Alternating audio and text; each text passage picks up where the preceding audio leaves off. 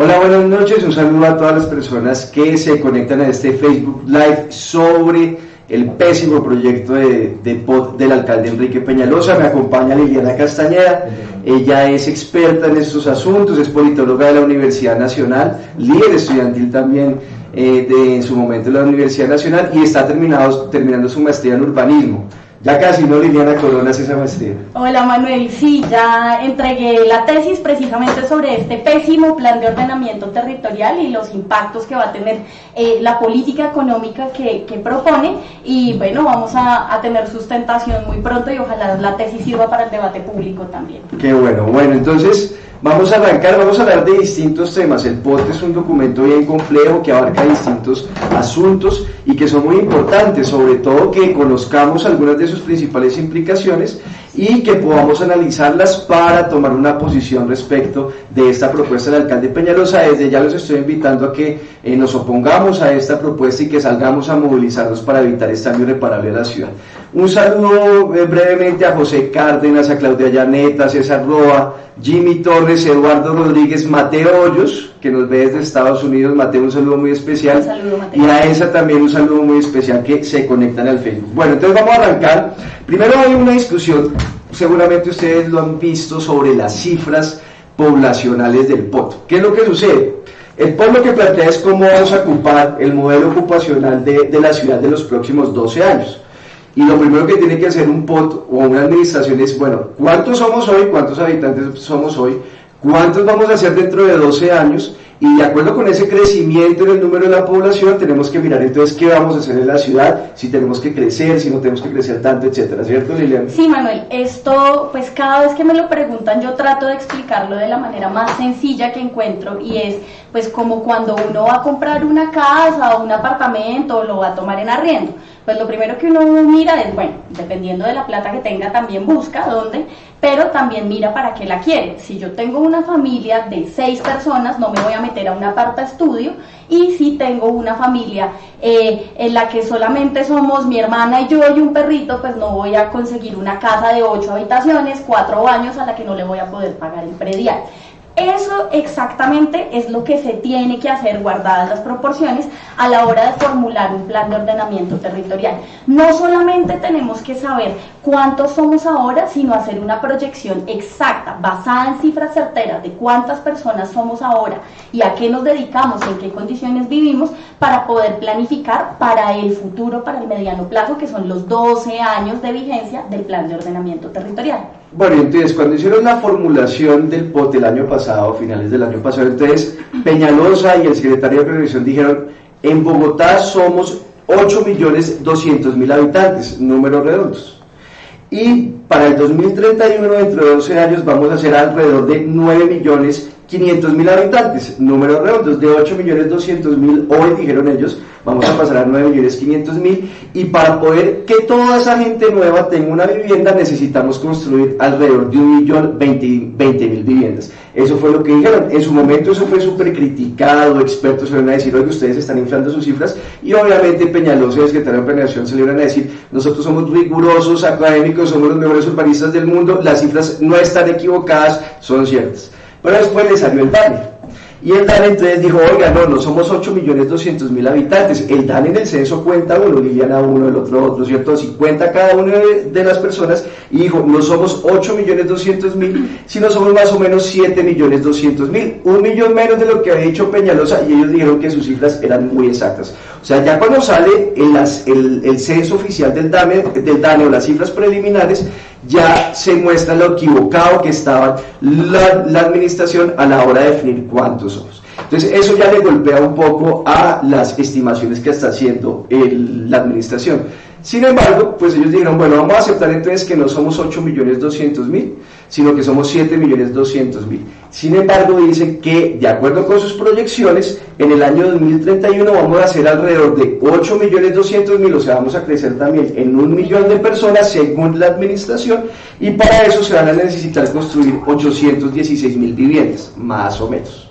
Estas son las proyecciones ahora que ellos tienen, ya las han venido bajando de acuerdo con el censo del DANE. Sin embargo, esas proyecciones todavía están infladas. La Sociedad de Mejoras y Ornato ha hecho una serie de análisis muy cuidadosos al respecto y ha señalado que no se requieren dentro de 12 años. De acuerdo con las proyecciones, no se le van a requerir 800.000 viviendas, sino máximo 250.000 viviendas. O sea, están sobreestimando la población que va a tener la ciudad para sobreestimar el número de viviendas.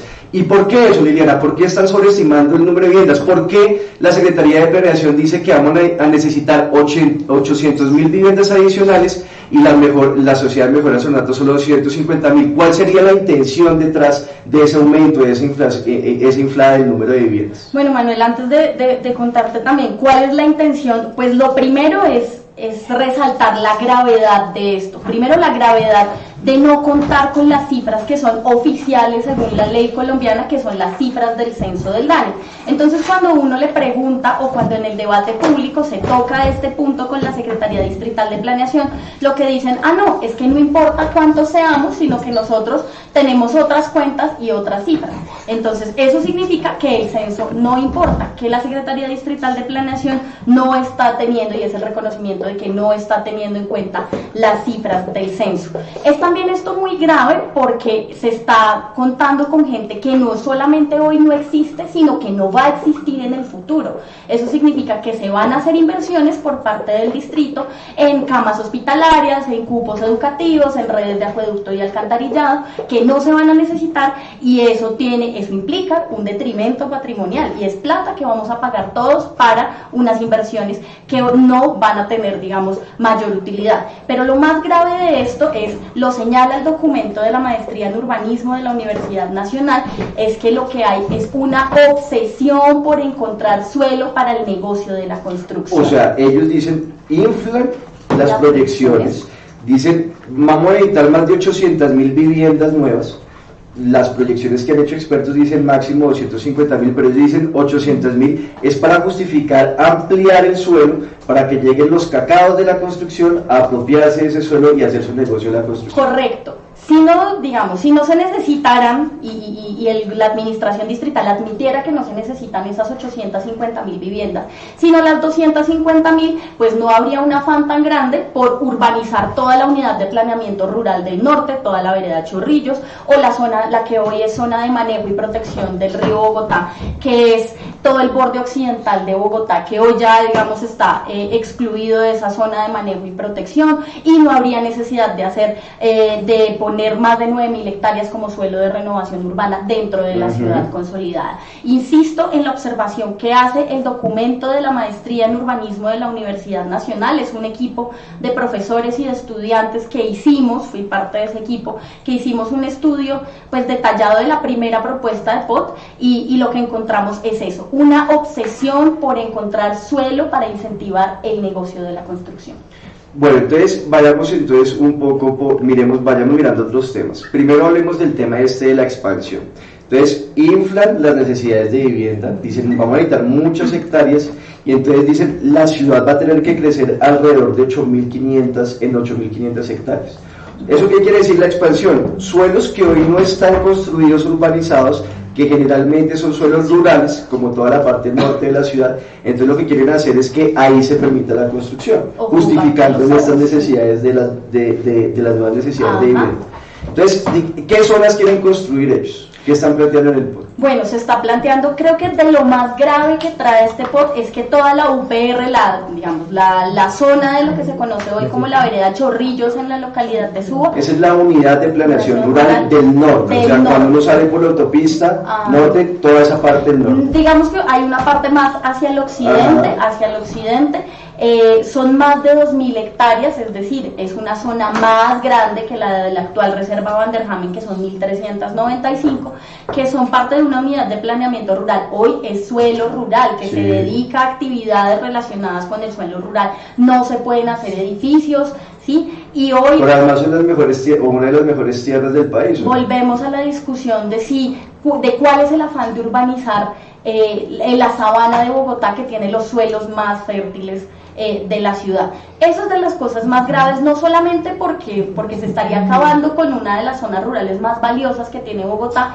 sino porque ese es otro paso en la intentona de ahogar a la reserva Thomas Van der Hamen. ellos, ahora hablamos un poco de la reserva, pero ellos dicen, no importa que urbanicemos esas tierras del norte de la ciudad, así sean muy buenas, porque reconocen que son de las más fértiles del país, que porque ahorita no están produciendo nada. Y es verdad que, digamos, la productividad ahí no es tan alta, en parte por toda la quiebra, pero un gobierno serio podría plantear, vamos a poner a esas tierras a hacer una despensa alimentaria para la ciudad y aprovechar eso para garantizar seguridad alimentaria, en lugar de decir, no, vamos a llenar eso de edificios. Claro que sí, Manuel. Un plan de ordenamiento territorial es la expresión también de un modelo económico y de cómo se prioriza la ubicación de actividades económicas en el territorio. ¿Sí? Si esta administración o si los gobiernos, digamos, de los últimos años, o incluso el primer gobierno de Peñalosa hubiera tenido algún interés en proteger la industria, en proteger el agro, pues precisamente hubiera destinado unas zonas importantes para proteger esas actividades. Hoy no lo hace, explícitamente no lo hace, y pues acaba, digamos, con esta zona, insisto, que es tan importante en el norte de Bogotá. Empecemos con fundamento en cifras infladas para urbanizar unas de las zonas de las tierras más fértiles del país, ¿cierto? Pero también tú mencionabas que eso también afecta a la reserva Van der Hamen. ¿En qué sentido lo afecta? Bueno, a pesar de que esto, sí, digamos, lo dice la administración, es que no toca 1 centímetro de la reserva Van der Hamen, por supuesto, no toca 1 centímetro de la reserva Van der Hamen en este momento. Explicamos eso. Ahorita explicamos por qué no está incluida la reserva Van der Hamen en esta propuesta de plan de ordenamiento territorial, pero como no pudieron tocar la Van der Hamen, porque, digamos, todas las volteretas jurídicas y todas las maniobras con el gobierno nacional no les han resultado y no pudieron tocar la reserva Van der Hamen, lo que hacen es rodearla de edificios y de urbanizaciones de alta densidad. Así quedó planificado el gran proyecto Lagos de Torca, por ejemplo, y si uno llena toda la zona de Lagos de Torca en el borde norte de urbanizaciones de alta densidad y además llena de urbanizaciones de alta densidad, que es lo que explícitamente quiere hacer, edificios de muchos pisos donde viva mucha gente, donde se pueda meter una población equivalente a la de Manizales, ¿sí? En el borde norte de Bogotá, pues lo que termina haciendo es destruyendo la conectividad que también existe hoy entre los cerros, el río Bogotá, y que todavía debe restaurar. Entonces, con lo que está proponiendo hoy sería la reserva Van der Hamen, ahora miramos si la van a tocar o no, pero absolutamente rodeada de grandes urbanizaciones y grandes edificios, y eso se tira la reserva, o sea, se tira la conectividad, porque además Van der Hamen planteaba esa reserva, pero en todo un ámbito rodeado es de ruralidad, no de grandes edificios, ¿sí? Correcto. Bueno, ¿y qué es lo que es? ¿Cómo es el lío de la Van der Hamen? ¿El POT sí se mete con la Van der Hamen o no se mete con la Van der Hamen? La administración Peñalosa no pudo tocar los bordes de las 1.395 hectáreas de la reserva Van der Hamen, pero toca todo lo que está alrededor, reglamenta todo lo que está alrededor. ¿Por qué no pudo? Porque desde el año pasado, desde abril, está intentando hacer el trámite de sustracción, de realinderación y de... Que la CAR le permite urbanizar la Van der Hamen. Que la CAR le primer permiso. No le ha salido ese permiso. No le ha salido ese permiso. Bueno, entonces estamos tramitando el POT, ¿Qué pasa si aprueba el POT y todo, y llega la CAR y le dice, sí, señor Peñalosa, efectivamente, usted puede hacer en la Van der Hamen lo que quiere, que es urbanizarla? ¿Ahí qué pasaría? Lo que necesita, de nuevo, es hacer otra modificación del POT. Eso es digamos que si se quiere desmantelar la Van der Hamen, tiene que haber 2 pasos. Uno, la autorización ambiental, que hoy ya está buscando con la CAR, y 2, el cambio de usos de suelo y de clasificación del suelo, que se tiene que hacer vía modificación del POT. Por eso, esa es una de las razones por las que este plan de ordenamiento territorial está saliendo hasta ahora. La administración distrital estaba esperando que le dieran el permiso para desmantelar la Van der Hamen para poder hacer esto. Como ya no les dio el tiempo y necesitan concretar una cantidad enorme de negocios billonarios, pues están presentando esta propuesta de plan de ordenamiento. Bueno, vamos a hacerle un saludo también a William Martínez del barrio Matatigres, un saludo muy especial, a Andrés Valencia, Angie Salamanca y Liliana Salazar también de la Universidad Nacional. Bueno, miremos entonces qué más ecosistemas podrían salir afectados con esta idea de la expansión con base en cifras falsas. ¿Qué es lo que va a pasar en el río Bogotá? Bueno, la CAR, digamos, ese es un proceso que ya se ha dado también en la CAR. En meses pasados se modificó tanto la ronda como la zona de manejo y protección del río Bogotá. ¿Qué fue lo que dijo la CAR y lo que dijo la administración distrital? Como ya dragamos el río, ¿cierto? Como ya aumentamos su caudal, entonces ya no hay peligro de inundación, entonces ya podemos urbanizar y no tiene por qué haber una ronda y una zampa de 270 metros por cada costado del río Bogotá. Entonces reducen la ronda a 30, 50 metros, ¿sí? Dependiendo del lugar, y el resto queda como suelo de expansión que se puede urbanizar en 11 planes parciales que componen el megaproyecto Ciudad Río, la otra gran obsesión del alcalde Enrique Peñalosa. O sea, lo que hoy es suelo de protección que no se puede tocar, lo que plantea Peñalosa bajo el proyecto de Ciudad Río es poder llenar eso también todo de edificios. Sí, la diferencia es que aquí ya se surtió el trámite ante la autoridad ambiental y la CAR lo autorizó. Okay. Entonces ya están planteados como suelo de expansión.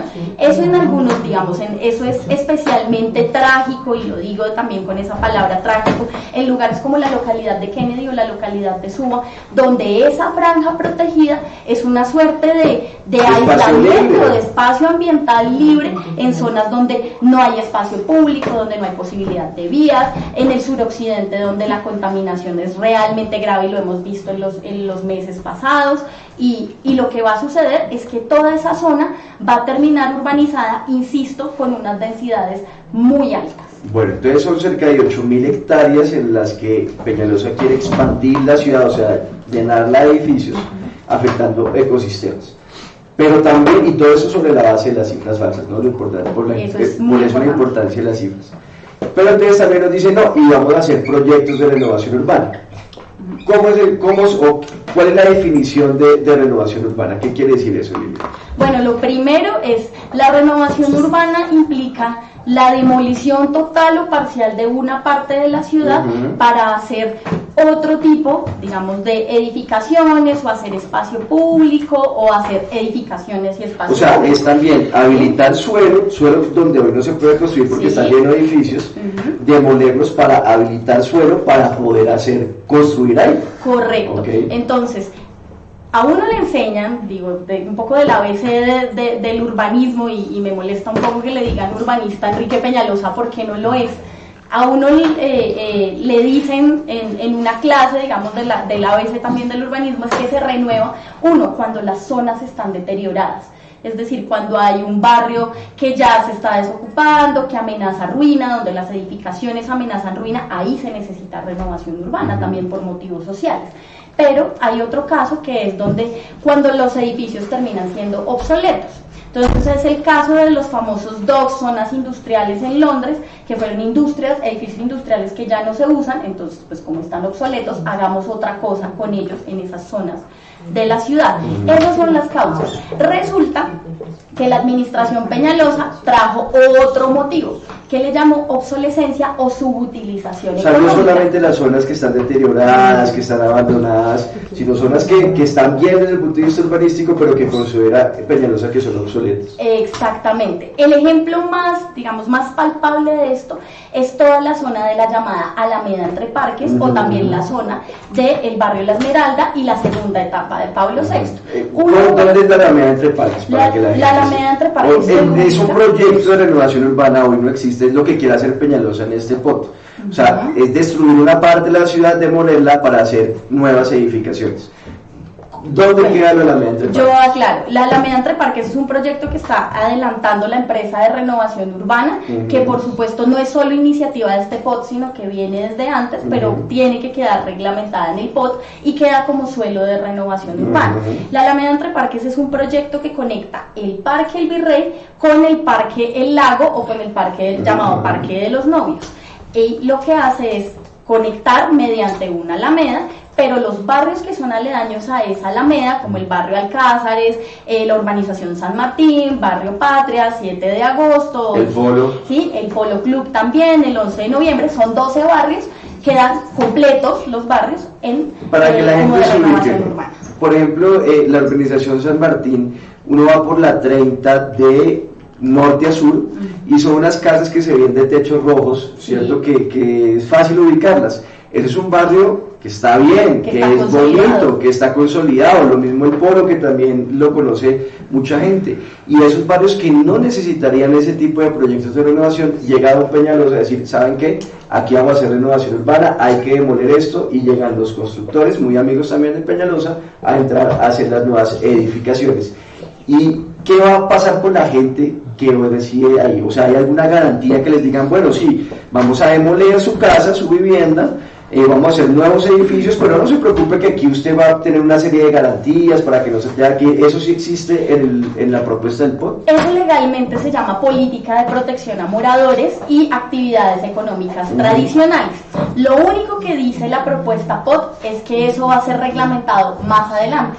Luego no se sabe exactamente cuál va a ser el tratamiento que se va a dar a cada una de las familias. Eso debería estar en el POT. Porque el POT es lo que discutimos abiertamente, ¿cierto? En el Consejo Territorial de Planeación, lo que socializan. O sea, ese tipo de medidas que son importantes, porque si dicen vamos a demoler esto para construir esto, debería tener ya las garantías identificadas claramente, cuáles son esas políticas y garantías para que la gente no se vaya de allá, no quede expulsada. Correcto, y ese es uno de los 10 o 15 temas que quedan sin reglamentar y que puede decidir el alcalde desde su escritorio a puerta cerrada con el secretario de planeación más adelante, y quedan pendientes y no los va a discutir ni el consejo ni la ciudadanía, y eso es de una gravedad enorme. Y lo mismo quieren hacer con la Esmeralda, pienso aquí. Lo mismo quieren hacer con los barrios La Esmeralda y la segunda etapa de Pablo VI y el barrio El Quirinal también. Entonces vuelvo al cuento de sacaron otra razón para la renovación urbana, que es la subutilización u obsolescencia económica. Ajá. Entonces, para traducirlo, digamos, al castellano, el asunto es: ustedes están muy bien ubicados para estar ahí, ese suelo está muy bien valorizado, tiene un interés, digamos, de ser o redensificado como el barrio La Esmeralda para hacer edificios muchísimo más altos, o para, entre comillas, rellenar los espacios en blanco, los espacios libres, que es lo que se podría hacer en lugares como Pablo VI. Me explico. Entre las torres de Pablo VI hay unos espacios que se usan como parques o que son prados. Lo que los parques del conjunto. Los parques, o hay unos que donde ni siquiera hay canchas, sino que son prados, son libres. Zonas verdes. Son zonas verdes, exacto, que son del conjunto. Si se logra tener un rectángulo de 630 metros cuadrados entre edificio y edificio y tener un aislamiento un poquito más de aislamiento, se puede hacer otro edificio entre un edificio y el la zona verde, meterla ahí y ponerle otro edificio. Esa es la renovación urbana y esa es la redensificación. Bueno, una cosa que no entiendo en el documento de la maestría, de la Universidad Nacional, en el concepto, en el análisis que hicieron sobre el POT, dicen, mire, calculamos el número de hectáreas que entrarían en tratamiento de renovación urbana, o sea, para destruir y sacar a la gente y reconstruir. Y son alrededor de 9.000 hectáreas, o sea, casi una tercera parte de lo que hoy es Bogotá.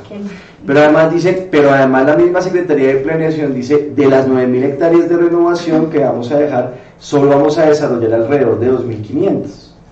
Y el concepto de la maestría dice algo que es muy importante, y es: ¿por qué establecen tantas hectáreas para renovación 9.000 si solamente ellos reconocen que máximo, y eso sí les va muy bien, van a alcanzar a desarrollar 2.500? Dice porque así le permite darle a los promotores inmobiliarios, es decir, a los negociantes, muchas opciones de dónde hacer sus proyectos. Entonces va a ser el privado, las empresas privadas, las que van a definir dónde se va a hacer renovación, de acuerdo con muchas opciones que le deja la administración, y eso debería ser algo que haga el Estado, ¿cierto? Sí, pues Manuel, llegaste a la gran mentira del plan de ordenamiento territorial. Se supone que el distrito tiene la facultad de decidir dónde debe crecer la ciudad, cómo debe crecer la ciudad, y que eso debe partir de un análisis técnico, cualificado, riguroso, y de la experiencia ciudadana y de una concertación.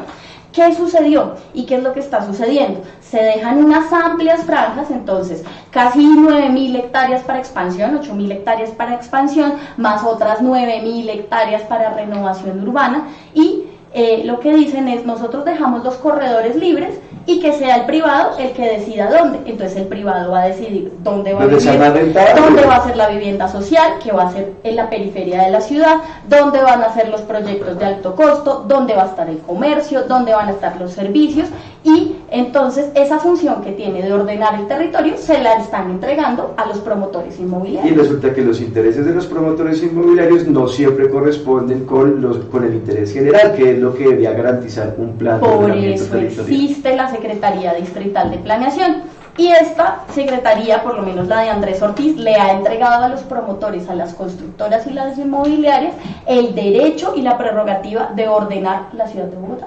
Bueno, vamos un saludo especial a Sebastián Galeano, Jorge Salazar, Alejandra Guzmán, Carolyn Corredor, Liliana Suárez, C Negativa y Pedro Nel Castrillón, que nos están viendo, y también los invitamos a que compartan este video pues para que más personas se conecten. Nos pregunta Iliana Márquez, nos pregunta, ¿ese POT genera desplazamiento urbano forzado? Yo digo que sí. Sí, y eso es lo que, digamos, también hemos denunciado o hemos advertido desde diversas instancias académicas, ciudadanas, lo advierte el Consejo Territorial de Planeación también, y es que esta política de renovación urbana o esta política de disponer masivamente el suelo para la especulación, lo que termina haciendo es dejando a la población a merced de lo que quiera el promotor inmobiliario. Entonces, en vastas zonas de la ciudad, en La Esmeralda, en Pablo VI, pues la Secretaría de Planeación dice, es que nosotros no vamos a expropiar a nadie, pero la norma está configurada de tal modo que no va a ser necesario expropiar a la gente, sino que la gente se va a aburrir y va a terminar saliendo o va a terminar asustada vendiéndole al promotor como el promotor mejor le parezca. Sí, porque además se pueden aprovechar, por ejemplo, de las alzas del predial, la gente se desespera por pagar ese impuesto y comienza a vender fácilmente el promotor, y si el promotor logra conseguirse el 51% de los predios de una zona, entonces ya ahí sí puede entrar la mano dura de la expropiación. Exactamente. Que fue un poco lo de Prosenio. Prosenio es un negocio de los que yo denuncié como un negocio corrupto de Peñalosa, que es un plan parcial, un proyecto de renovación urbana en el norte de la ciudad, y los promotores se compraron varios de los predios aprovechando el deterioro y aprovechando una serie de circunstancias, y lograron de esa manera también sumar el número suficiente de predios para imponer el plan parcial. El proyecto Ministerios es un ejemplo también de cómo a la gente le dijeron, le pagamos el metro cuadrado entre 400.000 pesos y 1.200.000 pesos en pleno centro de la ciudad. Bueno, entonces tenemos cifras falsas. Con las cifras falsas entonces justifican una expansión de la ciudad, que a propósito, no lo mencioné, pero eso se denomina un volteo de tierras. O sea, un volteo de tierras es una práctica corrupta en donde tierra que no se puede urbanizar o suelo que hoy no se puede urbanizar, permiten que se urbanice sobre la base de consideraciones falsas. Por ejemplo, inflar las cifras poblacionales. Al alcalde Peñalosa y al secretario de Planeación no les gusta que uno diga volteo de tierras, pero es el típico caso de un volteo de tierras. Entonces tenemos cifras falsas, volteo de tierras en áreas de expansión, tenemos proyectos de renovación urbana agresivos, que además exageran en el número de hectáreas que van a intervenir con renovación urbana, que termina todo es el promotor privado definiendo qué es lo que se debe hacer y qué es lo que no se debe hacer, sin garantías en esos proyectos de renovación urbana para la permanencia de los habitantes y moradores tradicionales. O sea que vamos muy mal. Pero miremos otra cosa, lo que ya hemos denominado, Liliana, el volteo de usos del suelo. ¿Cómo es el lío del volteo de usos del suelo? Bueno, este es un concepto bien interesante que el analista Aurelio Suárez planteó en la audiencia pública que tuvimos, que denominamos Bogotá no se vende, y es que a pesar, y lo dice también, y lo discutimos también en el seminario de la maestría en urbanismo de la Nacional, a pesar de que aproximadamente es el 14% del suelo el que se dedica a actividades comerciales, pues se termina disponiendo también masivamente el suelo, sobre todo alrededor de los corredores de troncales existentes o proyectadas de Transmilenio, para la actividad múltiple. Entonces los barrios que eran tradicionalmente residenciales o que son predominantemente residenciales terminan dedicados a la actividad múltiple. Una mezcla de usos del suelo, pero irracional, sin ningún tipo de criterio. Una cosa, vamos a mezclar los usos del suelo en todo lado y listo. Eso es una cosa, digamos que la premisa es: se puede hacer todo en todos lados siempre que se mitigue. Eso tiene por lo menos dos problemas. Primero es la reglamentación de cómo caben las oficinas, el comercio, en absolutamente todos lados. La norma es tan general que no tiene en cuenta que un barrio es distinto a otro, que las necesidades de un barrio y de una población son distintas a las de otra población. Entonces eso por lo menos es desmedido y es inexacto, digamos, formular una norma así. Pero lo otro es que le tira la pelota a las alcaldías locales que digamos, cuyo balance en materia de control urbanístico pues es pésimo. Entonces ni Si queriendo, hoy no pueden controlar nada, ¿cómo será con esa ni mercosur del queriendo pueblo hacer agresivo? bien el control urbanístico lo pueden hacer bien, porque son oficinas donde hay 2 personas encargadas del control urbanístico de toda la localidad. Entonces cuando uno, porque también he tenido varios debates con la Secretaría de Planeación, cuando uno les dice, vengan, pero es que ustedes están volviendo esto zonas múltiples y la gente queda a merced de verdad de lo que quieran hacer los dueños de las casas o los promotores, o como en el caso de galerías, los dueños de los bares, lo que dicen, no, nosotros hacemos la norma, hacemos el cuadro de mitigación y ahora les toca a las alcaldías locales hacerla cumplir, y escurren un poco la responsabilidad. Bueno, frente a esto, por ejemplo, los residentes de Modelia, que es uno de esos barrios tradicionales, residenciales, han expresado su malestar, su inconformidad, incluso su indignación con lo que está planteando Peñalosa. Yo me acuerdo que hace unos meses, tal vez el año pasado, Peñalosa, ellos están muy molestos porque en esas zonas residenciales se han instalado una serie de bares y discotecas violando los usos del suelo, y hace unos meses Peñalosa les dijo, no se preocupen que yo les voy a resolver ese problema. ¿Cumplió o no cumplió su promesa Peñalosa de acuerdo con lo que está planteado en el POT? Bueno, lo primero es que se hizo como un matiz en el tipo de zonas de alto impacto, en las llamados polígonos de alto impacto, pero los polígonos de alto impacto siguen existiendo en zonas que son residenciales o que son predominantemente residenciales. O sea, primero legaliza hoy un uso del suelo que... Lo que hace es legalizar una situación que hasta hoy es ilegal y que ha causado un enorme conflicto y una enorme inconformidad. Entonces dice, en vez de resolver por la vía de garantizarle los derechos a los residentes tradicionales de ahí, dicen, no, pues esto ya pasó, vamos a legalizarlo, aunque pues ha tomado unos matices también esa propuesta. Pero lo cierto es que los polígonos de alto impacto siguen existiendo en galerías, en Modelia, en Chicó, en algunos otros lugares, y lo advertía también en una presentación en la Cámara de Comercio un experto de la Universidad Javeriana, y decía, y esto es una cosa lo más de curiosa, porque al norte de la 100, pues uno no ve, en estas zonas que son de altos ingresos, uno no ve un polígono de alto impacto, exceptuando este de Chicó, de la zona del Parque de la 93 y por la 85, ¿sí? Y al norte también hay zonas de rumba, entonces ¿por qué no los reglamentan? ¿Cuál es el criterio técnico de esto? ¿Por qué unos sí y otros no? Unos sí y otros no? ¿Por qué Galería si es un barrio residencial? ¿Por qué Modelia si no tiene una vía principal ese polígono de alto impacto? Bueno, vamos a aquí unas preguntas que nos están haciendo. Esta es, ¿el POT de Peñalosa golpea el centro de Bogotá? Nos pregunta Jorge Salazar. Bueno, golpea con especial dureza al centro de Bogotá por 2 razones. La primera es porque el proyecto económico de este plan de ordenamiento territorial se está ligado al proyecto económico del presidente Iván Duque, que es la economía naranja, que uno no termina de entender muy bien qué es la economía naranja. Entonces lo que pasa con el centro de Bogotá es que se termina volviendo este corazón de la economía naranja, y prueba de ello es ese proyecto que ya ha empezado de un poco inmobiliario en el Bronx, donde se le han dedicado, creo que son 180.000 millones de pesos. Sí. El distrito le ha metido 180.000 millones de pesos para crear un gran distrito creativo donde puedan llegar, no sé, creadores internacionales de aplicaciones. Estos son lugares donde no se genera empleo, donde se generan riquezas que no son redistribuidas para la ciudad, y en últimas terminamos siendo como una suerte de zona franca de la producción y de la creación.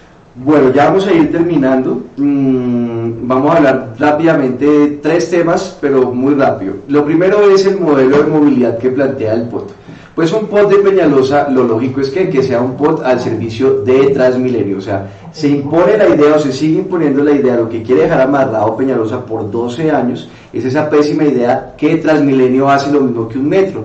Y por eso los principales corredores viales, lo dicen también, los van a atender mediante troncales de Transmilenio, cuando debería ser al revés. Los corredores con mayor necesidad o con más carga de pasajeros y de demanda de transporte público deben ser atendidos por redes de metro, por líneas de metro, y que el Transmilenio, pues como dice Claudio López, lo bajemos a sus justas proporciones, o sea que el Transmilenio funcione como un complemento del metro. Sin embargo, pues con Peñalosa todo funciona al revés. Entonces, en el POT está planteando que se construyan troncales de Transmilenio por el orden de 250 kilómetros, 250 kilómetros adicionales de troncales de Transmilenio. Hoy tenemos más o menos 110 en total. En largo plazo, Peñalosa quiere llegar a 360 kilómetros de Transmilenio. ¿Y cuántos del metro? Pues las mismas cifras del POT señalan que para el metro, con las supuestas nuevas líneas que están planteadas en el POT, sería máximo un total de 43 kilómetros. 360 kilómetros de Transmilenio de buses rojos, solamente 43 kilómetros de metro, o sea, por cada kilómetro de metro, alrededor de 8 kilómetros de Transmilenio. O sea, eso es un desastre, es insistir en un error histórico, y es decir que Transmilenio hace lo mismo que un metro. Y otro punto rápidamente es el tema de la industria manufacturera, que es muy importante. Miren, yo soy de los que creo, yo estoy seguro de los estudios que he hecho, es que hablamos de los muchos problemas de la ciudad: movilidad, inseguridad, empleo, corrupción, etcétera, pero poco se habla de algo que está en el centro de todos esos problemas, y es el atraso económico de la ciudad. O sea, Bogotá genera muy poca riqueza. Si genera muy poca riqueza, el Estado no tiene los ingresos suficientes para hacer las inversiones que se requieren. Si generamos poca riqueza, no vamos a generar el número de empleos que necesitamos, y eso está también muy estudiado a nivel mundial. Ese problema también tiene que ver con el problema de la inseguridad. Entonces, para poder tener un crecimiento económico sostenible, estable, y que podamos avanzar en todos estos problemas, necesitamos es que Bogotá tenga una política de desarrollo económico. Y como eje central de esa política, esto también está estudiado en la literatura a nivel mundial, necesitamos tener un sector económico que funcione como un motor, como un gran motor de desarrollo, y esa es la industria manufacturera. Sin embargo, en el POT la industria manufacturera desaparece, ¿cierto? Es un desprecio absoluto por este sector económico. Sí, es una cosa que llamó bastante la atención de la maestría en urbanismo también y de los académicos, y es que la industria, las zonas industriales tradicionales de Bogotá terminan convertidas en zonas de renovación urbana. Primero la industria, y en varios lugares tradicionales de la industria, como en Puente Aranda, hay los llamados distritos naranja, pequeños o grandes, pero hay los llamados distritos naranja. Y las zonas, y en algunas zonas industriales también tradicionales, Fontibón, Puente Aranda, terminan convertidas en zonas de renovación urbana, donde sobre los corredores de movilidad, las Américas, la 68, la Boyacá, se puede construir vivienda, comercio, servicios, oficinas, parqueaderos, cualquier cosa. Y también hay unas zonas que quedan de renovación urbana industrial, pero el discurso de la administración es que como la industria está retrocediendo, pues lo que hay que hacer es ayudar a ese proceso de que la industria salga de Bogotá. Vamos a explicar esto de la siguiente manera. Hoy en la zona industrial de Puente Aranda hay distintos tipos de fábricas. Hay, por ejemplo, fábricas de autopartes. Ese es un sector que genera empleo, que genera riqueza, que es bien importante. Se está quebrando por los tratados de libre comercio y demás, pero sería un sector que hay que definir como un sector estratégico. Sin embargo, lo que dice el POT es no, vamos a hacer renovación urbana allá, o sea, explica tumbar esas fábricas que están allá, y nos dicen tranquilos que eso se va a mantener uso industrial. Entonces uno les pregunta, sí, ¿qué tipo de actividades industriales se van a hacer ahí? Y nos dicen, no, las de innovación, como por ejemplo Rappi. Y resulta que Rappi no puede reemplazar como actividad económica al sector de autopartes, de fabricación de autopartes, porque no lo dan. O sea, listo, que se promueva el desarrollo de aplicaciones y startups y todo lo que tiene, pero no tiene que ser sobre la base de reemplazar la industria manufacturera que hoy existe por ese otro tipo de actividades económicas, porque la industria manufacturera es irreemplazable. Esto implica más atraso económico, no vamos a poder dar el salto de desarrollo económico que necesita la capital de la República para resolver otros tipos de problemas. Bueno, aquí me hace una pregunta bien interesante. Eduardo Rodríguez nos pregunta: ¿cómo se explica la puerta giratoria del secretario de Planeación? Expliquemos esto. Yo he planteado, uno de los cuestionamientos ha sido este libro de la puerta giratoria. El secretario de Planeación se llama Andrés Ortiz. Él, antes de ser secretario de Planeación, fundó y fue socio hasta casi que el día antes de posicionarse. Desde hace 25 años. Desde hace 25 años fue socio y fundador de una empresa, una firma que se llama Contexto Urbano. Contexto urbano es como estos promotores inmobiliarios, ¿no? Es un diseñador de grandes proyectos inmobiliarios. Ejemplo, el centro comercial Centro Mayor, por ejemplo. Eso fue como el que lo diseñó. El que lo diseñó y se lo entrega a los constructores. O, por ejemplo, el plan parcial Bavaria, que quiere acabar con el bosque Bavaria. Ya, pues entonces, el actual secretario de Planeación, antes de ser secretario de Planeación, estuvo metido o con una firma en el negocio inmobiliario. Ahora llega la Secretaría de Planeación y va a dejar el POT, o quiere dejar el POT, no se lo vamos a permitir, pero quiere dejar el POT.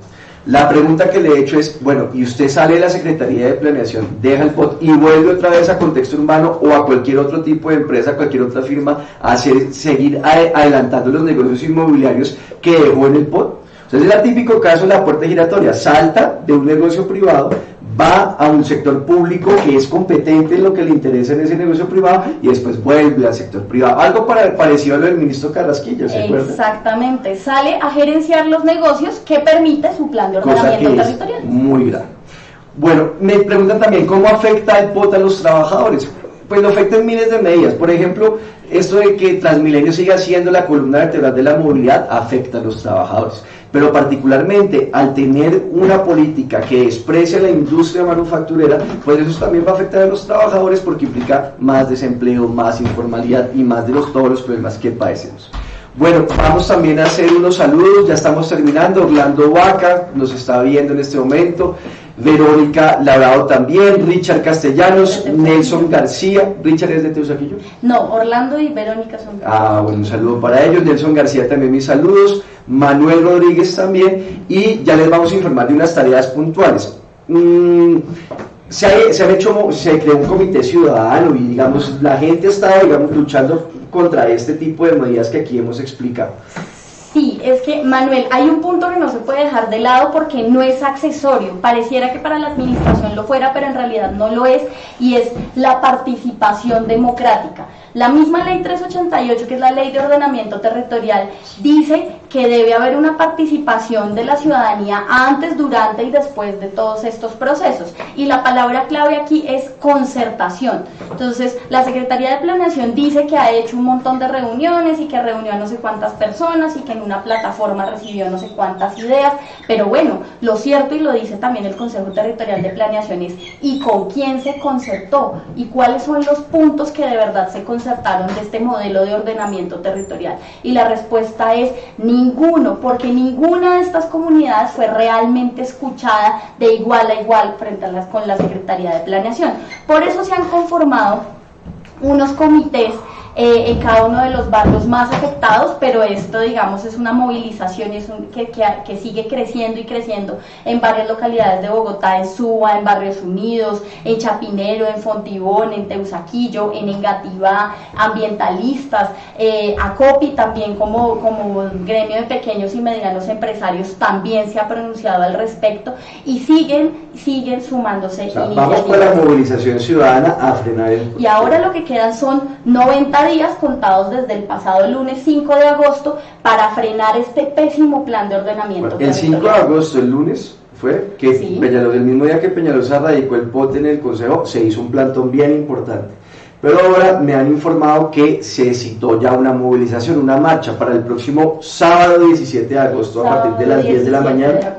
Y ya tienen dónde va a ser, por dónde va a salir la marcha y todo. Bueno, eso se está definiendo con las comunidades también y la ciudadanía y distintos sectores, pero lo cierto es que va a terminar siendo un cacerolazo también y se está invitando a la gente a que lleve su cacerola al Consejo de Bogotá, porque si no van a escuchar y si no quisieron escuchar en este proceso de formulación, en el debate tendrán que escuchar a la ciudadanía. Bueno, entonces, para que se vayan apuntando, ya se van a mirar los detalles, pero sábado 17 de agosto.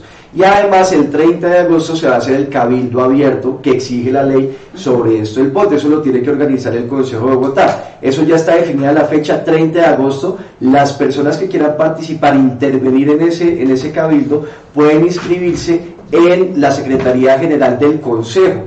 pueden ir en el horario laboral, inscribirse allá con copia de su número de cédula e inscribirse para poder intervenir. También me dicen que nos están saludando varios taxistas, un saludo también a todas las personas del gremio de los taxis que también están padeciendo gravemente por la política que se ha impuesto en Bogotá de alcahuetear todas estas transnacionales ilegales que están arruinando al gremio de los taxistas. Entonces nos vamos con dos tareas puntuales, una del 17 de agosto, movilización ciudadana en contra del plan de ordenamiento territorial, y el 30 de agosto el cabildo abierto para discutir estos asuntos del POT. Aprovechen para inscribirse e intervenir. A ese cabildo tiene que asistir el alcalde Enrique Peñalosa. Bueno, son muchos temas, se nos quedó por fuera lo de la Universidad Nacional, ¿no? Lo de la Universidad Nacional no lo alcanzamos a explicar hoy, pero vamos a hacer un Facebook Live solo para eso, porque hemos dado una lucha en defensa de los terrenos de la Universidad Nacional y hubo unos cambios en el POT que dijimos parece que ya se resolvió, pero encontraron un mico bien difícil, no solamente que afectaría a la Universidad Nacional, sino también podría afectar a otras universidades públicas. Vamos a hacer un Facebook Live exclusivamente sobre eso para detallar exactamente cuáles serían las implicaciones de lo que trae el POT. Muchas gracias, Liliana, por todas las explicaciones. Y bueno, vamos a continuar en esta lucha. Bueno, Manuel, muchísimas gracias. Por supuesto, respaldar la invitación a la movilización, y yo creo que en la calle ya hemos demostrado que se puede defender nuestro derecho a vivir y a gozar en nuestros barrios y a gozar de esta ciudad, así que tenemos que salir a defenderlo de nuevo. Así es, necesitamos un POT al servicio de las personas, al servicio de los ciudadanos y de las ciudadanas, para mejorar la calidad de vida de la ciudad, y no un POT al servicio del gran negocio de la especulación inmobiliaria. Buenas noches y muchas gracias por conectarse con este Facebook Live. En medio de las muchas irregularidades que se han denunciado sobre el trámite ilegal del plan de ordenamiento territorial, algunas de ellas incluso denunciadas por la propia Procuraduría General de la Nación, el alcalde Peñalosa está empeñado en dejar amarrado un POT al servicio del gran negocio de la especulación inmobiliaria, que va a favorecer a quienes le financiaron la campaña y que le va a generar un perjuicio irremediable a la capital de la República, pisoteando los derechos de la inmensa mayoría de los ciudadanos. Y en este video quiero dejarles algunas consideraciones generales del estudio que he hecho sobre el POT junto con mi equipo de trabajo.